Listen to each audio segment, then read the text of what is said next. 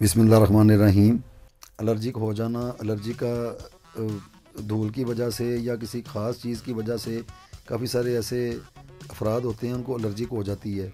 लेकिन ये जो रूहानी तौर पे मैं बताना चाहता हूँ कि कई ऐसी बद अमल होते हैं या ऐसी बद नज़री भी होती है जिससे जो बंदा उसका शिकार हो जाता है तो वो उसको बज़ाहिर तो ये लग रहा होता है कि ये एलर्जी की है। ठीक है, वो भी एक चीज़ है, लेकिन रूहानी तौर पे जैसे कोई अपना इलाज एलर्जी का करवा रहा है लेकिन उसको इतना अफाका नहीं हो रहा जितना होना चाहिए था, तो उस हवाले से इस चीज़ को लाजमी किया जाए ताकि वाज़ह तौर पे साबित हो सके ये एलर्जिक है या कोई और चीज़ है।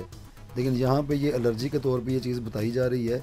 जो लोग एलर्जी को महसूस करते हैं या उनको हो जाती है तो वो इसको दो अदद साथ साथ में लिखें। साथ साथ से मतलब होता है कि इसको जुमेरात वाले दिन अतारत की साथ में लिखा जाए। वो भी मेरी एक वेबसाइट है अल हुसैन पब्लिकेशंस के नाम से, तो वो कोई भी वहाँ पे जाके देख सकता है। कोई लाहौर में रहता है, कोई भावलपुर में रहता है, तो अपने इलाके के हिसाब से वहाँ से देख सकता है कि जुमेरात वाले दिन अतारत की साथ कब होती है, यानी कि असारत की जो मखसूस जो उसका टाइम होता है वो किस वक्त होता है।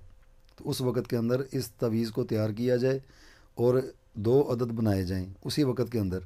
एक को अपने कोई हथून अगर इस्तेमाल करें तो अपने उल्टे बाजू के साथ बांधें, अगर कोई मर्द है तो वो अपने सीधे बाजू के साथ बांधे, और दूसरे को पानी में डाल के इसका पानी इस्तेमाल किया जाए। तो अल्लाह के फजल व करम के साथ ये जो एलर्जिक होती है यहाँ किसी बद नज़र की वजह से या बद अमल की वजह से, तो वो ये जो तकलीफ़ है इससे निजात हो जाएगी। अगर निजात नहीं भी होगी लेकिन बात वाज़ह तौर पे सामने ज़रूर आ जाएगी कि ये असल में एलर्जिक है या कोई और चीज़ है। तो उसके लिए भी ये बड़ी एक आजमाई हुई चीज़ है, इसको बहुत मरतबा आजमाया है, तो अल्लाह के फजल व करम के साथ शिफा ज़रूर होगी।